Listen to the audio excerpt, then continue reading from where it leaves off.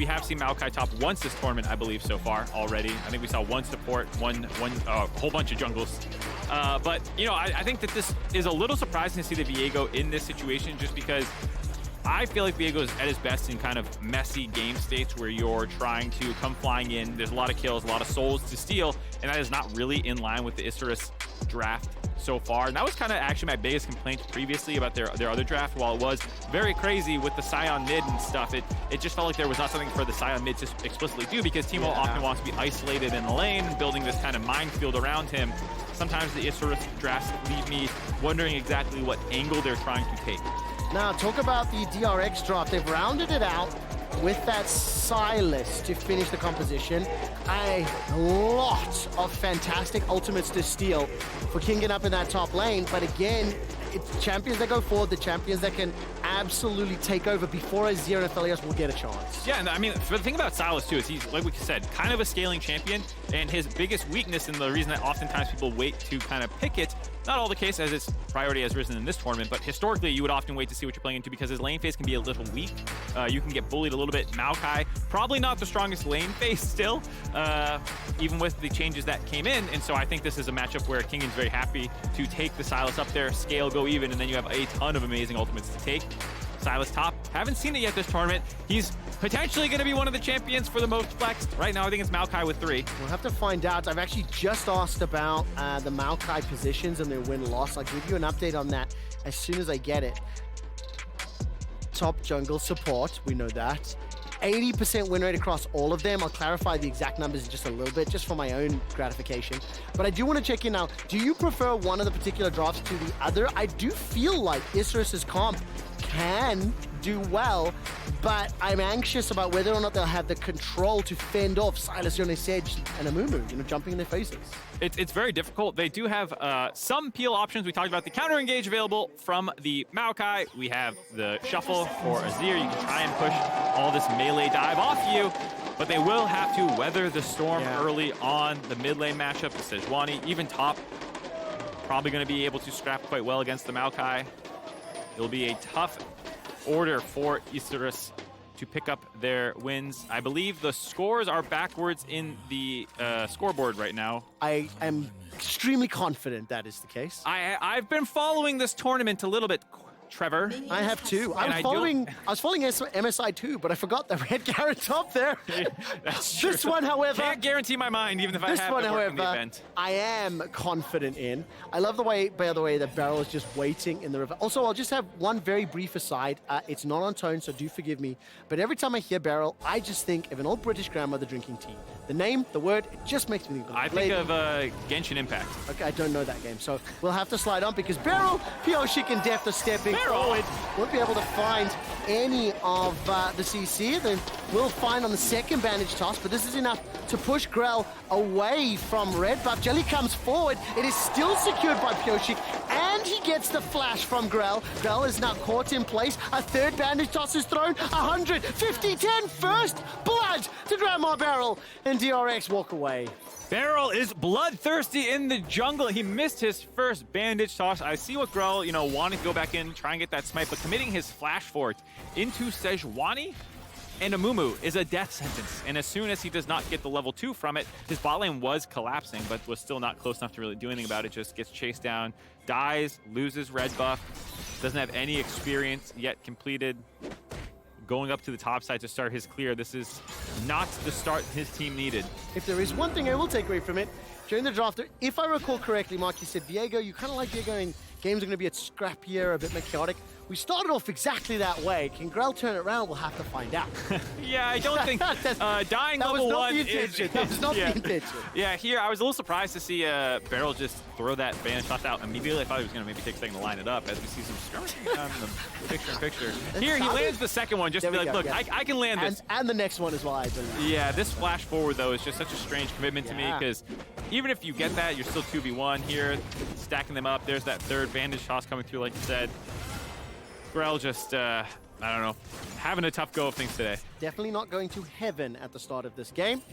Pioshik has got that flash available to him. Gavotto and Jelly going to step out. They're not in lane either. I will give you those Maokai numbers just because I want to, but of the 10 games that we've seen him, 1-0 in the top lane, 1-0 in support, 6-2 when it comes to jungle. So an undefeated Maokai top record. Saya will get a good amount of damage. Zeka in that mid lane, Jelly hanging about in the bottom. The crowd is electric. They are very, very excitable. Obviously, for the hometown players, Grell will find the route, the engage, headbutt, pulverize, down to 150. Zeka's burning, but I don't think he'll die. Grell takes a couple turret shots, so swing and a miss from Isra. Yeah, I like the idea there, getting the stun on him, but I think Grell needs to commit a little bit more damage. Otherwise, it was just a low-level Azir poking away. Obviously, Alistar's not bringing quite enough damage, and so Zeka's able to get out of there just fine. Staying around now, actually, to catch this big wave that's coming into him. Yeah, right now, DRX 500 up, barrels roaming as well. Deft has just finished the recall, and Jelly will just go for that headbutt to get Barrel away. Turn our attention to the top lane. Chains land onto ADD. Currently down 6 CS, got a significant minion wave in front of him. So one can assume that Kingen has been playing the trade game or trying to bully. He'll try to catch up those numbers just a little bit. Did the cannon go down? I didn't quite see if he picked it up. I wasn't watching. Yeah, I think that might have been a -1. I think Chat will know for sure. Chat is always on top of him. I've never not seen Chat say it. yeah. Even when you get it sometimes, Chat's a little over-eager. Yeah, 1 or 2 people will type it, and then you know, as Chat likes to do. So where I was going to go with that is I was rewatching the bot side situation because Def got zoned away from the wave for a little bit, as well as Barrel getting that kill meant he was slow to get back there, and they were down levels, and that's why they had gotten shoved in on a little bit. They tried to find that angle to get some first blood. You can see Gavoto, level 4, trying to pressure. I appreciate the Isurus Gaming's bot lane trying to salvage all these situations, playing aggressively after the invade went bad. Oh, that's this a might be too aggressive. Pioshik's right here, Pioshik's right here. Bandage Toss will find the target. Defensive flash away from Gavoto. Cleanse is available to him and just used. Here comes Grell. A 2-man knocker from the Pulverize will not be enough to save Gavoto's life. And Jelly down to 200, 100. Below that, and Deft secures the kill. Another 2 for DRX. The timing on that Hex Flash could not have been more unlucky. Yeah, just no vision to know that Pioshik was coming into the river right then. They find that kill. Obviously, Death popping off now, 1-0-1. Barrel, 2-0-1, getting all those kills on the Amumu in this game. Very quickly going south for Isurus yet again. This is where I do get frustrated a touch. With the champions that Isurus have put together, with that small advantage they had over Deft momentarily, did they need to go for that Hex Flash engage on the bottom? Could they have pushed that way forward? You know, you have a composition that wants time and items and levels. You're also behind in kills. They will be able to secure a dragon. This is good. This is cheeky. But the point I want to get at is, I understand you are playing for your tournament life. I understand you want to win it, earn it on your merits. But patience is a skill that could have been rewarded in that bottom five. It's definitely a situation where Isurus' mentality of aggression not necessarily matching their draft, as we see a nice poke back there, but Zeka getting the reset, going all the way back.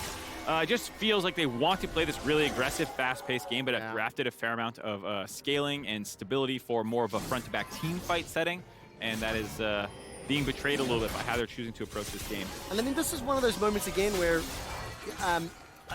there's a phrase that I think I've even described it like chasing the loss, right? Where you are chasing, you're trying to set something up, you're trying to put yourself in a position to either claw back the deficit, but ultimately it puts you further behind, you know, because of that mentality and that mindset.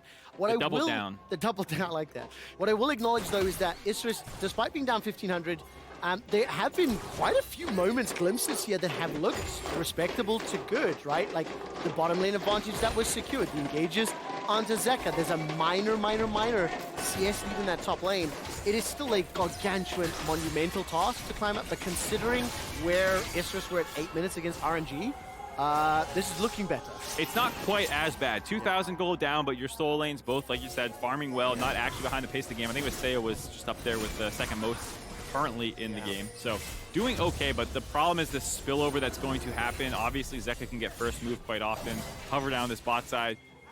Gavoto and Jelly needing to stay safe under their turret. The turret plays have not really started coming in yet for the side of DRX, but you have to imagine they'll start grabbing those soon, especially if they target this Rift Herald. They should easily be able to control that one. I mean, a reminder what the analyst desk was saying for Isurus. If they lose this game, they're eliminated from playoffs. They will be playing the Wildcats tomorrow. for their 5th and final game. Also, from the perspective of DRX, secure first tower in every single one of the games they played. I think they are second or first in almost every statistical category when it comes to goal difference, experience, first towers. I think they get first dragons in second, 80-odd% of the games. And the engage will come in. That's a kill onto Grell. Jelly gets caught up by the bandage toss. Beryl lined up the first, he lined up the second. No access to that sad mummy, and those chakrams are flying slowly back to Gavotto, but DRX, they get their kill, they extend that gold lead a little further. I think it's the control that they are exerting is great, but kudos again to Seiya. Popped off, he got that Akali. Correction. Yeah, I've got the wrong player in my head in a moment. Seiya, this time around, has been able to have a couple of good kills here onto Zeka, or good plays onto Zeka, but it hasn't netted an advantage. Yeah, getting the flash out of Zeka feels pretty good, not needing to commit his own, especially on the tail end of Grell dropping again. There does not look like a very fair combination. Beryl this time around, bandage tosses forward, uses that stopwatch. By some time forced to flash for his life. Didn't have the damage onto Gavotto, who instantly cleansed and walked away. We are descending, Mark, into a little bit of chaotic, skirmish-heavy game. And Grell hasn't yet been able to show his impact. No, not quite yet. Has shown up for a couple lanes, trying to make things happen. Hasn't gotten it done quite yet. DRX looking very good. 4 kills. Yosik coming back in. I'm very curious exactly the decision-making process right now between him and Juhan. Kyosik in the playoff run was struggling. They made the swap to Juhan. That's what they used for the entirety of the Live Sandbox series that they won. He looked substantially better. No shade, just that Kyosik was struggling. And then they started using him in the first game. Kyosik wins against RNG. Everyone's like, whoa, he's back. Yeah. Then it was just Juhan again. Now it's back to Kyosik. I wonder if they're just trying to keep both in form based off of how they're playing on the day in the best of 5. If they want to make that swap, you do want to make them feel comfortable playing on the world stage already. I can see that mentality of we're both going to give relatively equal amount of play through the play-ins and group stage, assuming that they move on. So that way, in knockout, they're both ready to go. And theoretically, like arguably as well, some small advantages to hiding how an individual player plays an individual champion to some degree, as well as allowing that jungler to pay attention, watch closely some of their opponents. Not 100% certain whether DRX are going to win this group, but you anticipate it to be the case. That is going to be the kill secured on behalf of ADD, taking down Beryl, now at the cost of Grell's life. Jelly's going to be the target for Zeka, secures the kill. 2 members of Viserys are down. Piotric's trying to prevent the blast going, but he can't do it just yet. 100 HP as ADD's forced to flash for his life. Now Gavotto's the next target. Flash available to him. He gets underneath his inner turret. Won't be able to find enough damage for the kill. Here comes Zeka. Soul unbound. Will not be able to get the damage back. Underneath the tower. Not going to be able to find the root, and Zeka gets out. DRX push in deep. They've maintained that 3,000 gold lead and 6 kills to 1. 6 kills to 1. Isurus did pick up their first one onto Beryl there, but not the critical target for them to lock down. I think they want to insta-give him before he get his ultimate off here. So you see Jelly going to channel this Hex Flash, get right on top of him, I believe is going to get a knock-up. And then they try to get Seiya's ultimate on top as well. This like 100-0 combo, but Beryl critically is able to get his ult off there. I believe that's his ult that he got. Maybe not actually, not the case. I think I got trolled by Sejuani ultimate looking similar to me. But the fact that you're killing Beryl is not the critical target necessarily, so you have Deft free hitting from the entire time on the backside. You don't really even have King in there. You have, of course, Zeka popping off damage as well, so cute idea, did not end up working out. I'm gonna have this moment where I'm actually now pissed off at Isurus Gaming for putting Seiya on Sion earlier in the day. His Azir has looked significantly better than the impact he had on Sion. And when I look at all of the champions that Seiya has played this year, Azir is his most. Orianna, LeBlanc, Silas, Lissandra, all the champions with agency in play. You're seeing him at least set things up and play well. Ultimately, it's not netting Isurus the advantages they want. I think every time we look at that minimap, DRX are pushing into the jungle of Isurus, they're pushing deep wards, there's a lot of roaming. This has been a very mobile game so far. So the funny thing is, when I was watching Seiya's play and following some of the community conversation in LATAM about him a little bit, is that I saw shades of that kind of what I call Bjergsen syndrome, where you're oftentimes the best player on your team. You pick these kinds of scaling things that are going to be very powerful, but that don't necessarily have a ton of agency. and then you see he's gonna live here again. Does for now. Grell steps forward. Zeka's low. Yeah, nothing gonna come out in the tail end of this play. So Seiya's in the situation where he plays very well, doesn't make a ton of mistakes, but also not the most risky player. And so sometimes people feel he has low game impact despite being oftentimes the best player on some of his teams. And then when you put him on situations like a Scion to try and have really big impact, that doesn't speak to a lot of his strengths. Yeah, unfortunately, and this time round, they're marginally behind CS plus 20 in favor of Zeka. The kill secured onto Gabotov. It's just trying to turn this one around. Emperor's Divide is on cooldown. The re-engage from Zeka finds it. Jelly's got no unbreakable will available to him, so he drops to 3 members secured.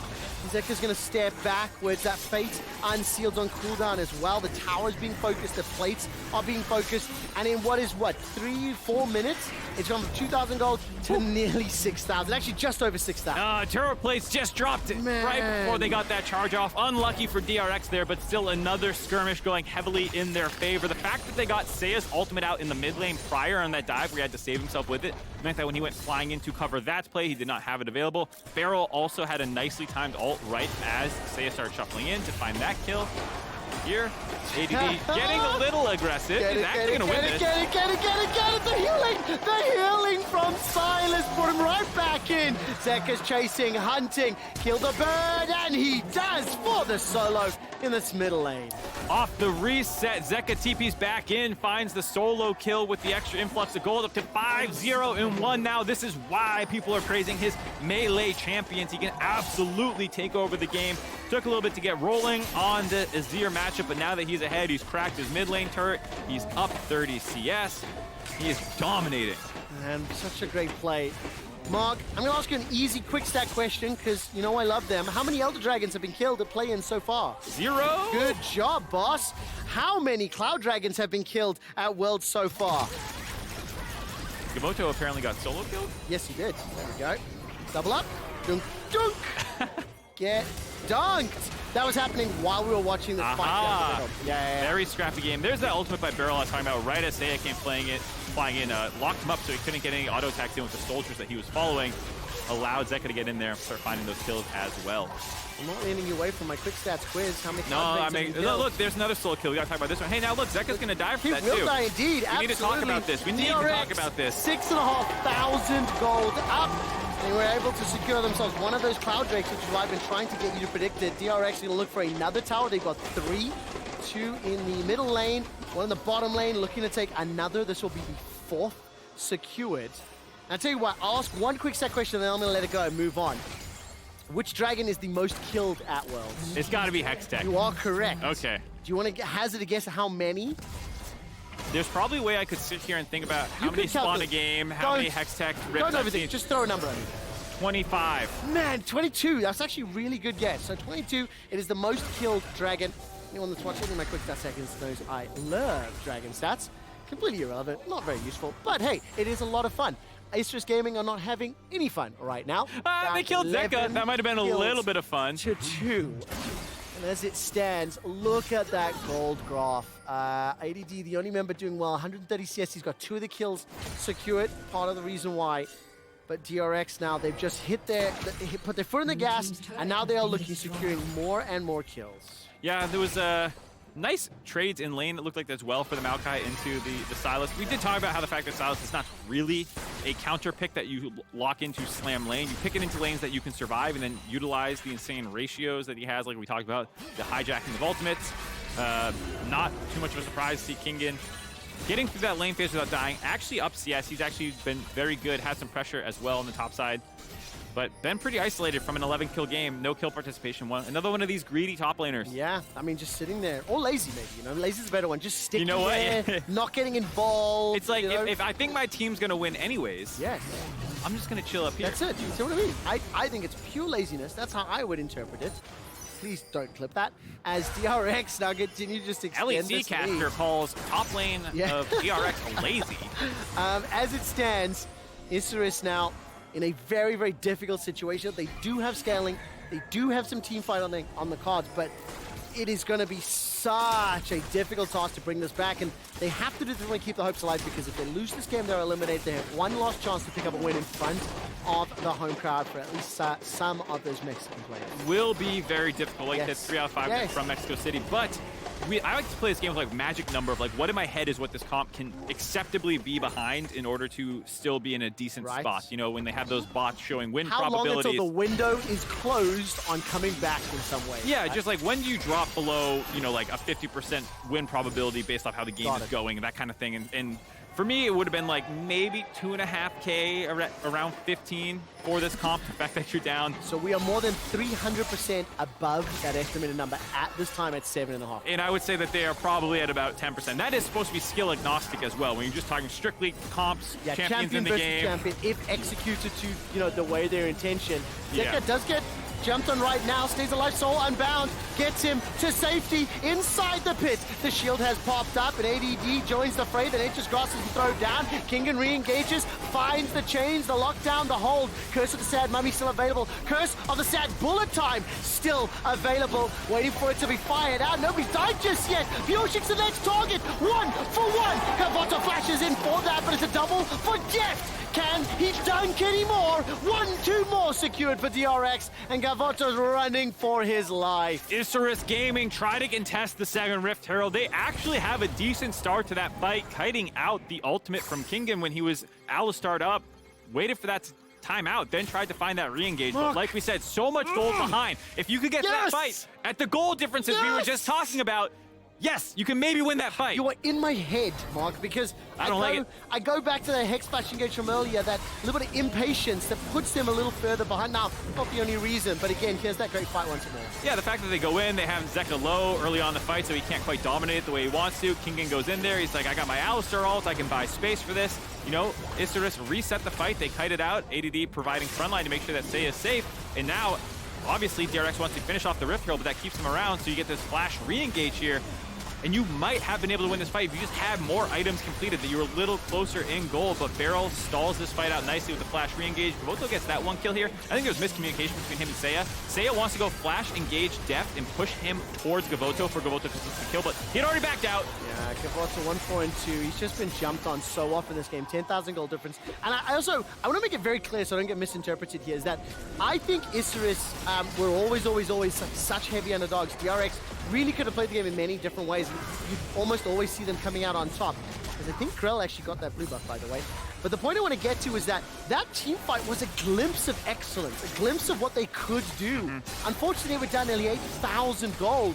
And with Gavoto being down, DRX are just looking to secure this Baron. I mean, Nature's Grasp was thrown for the lols, doesn't get followed up. There's no AD carry. They really want the damage for Aphelios. And with that Baron buff now, DRX can continue to play. They can even look to play the side lanes.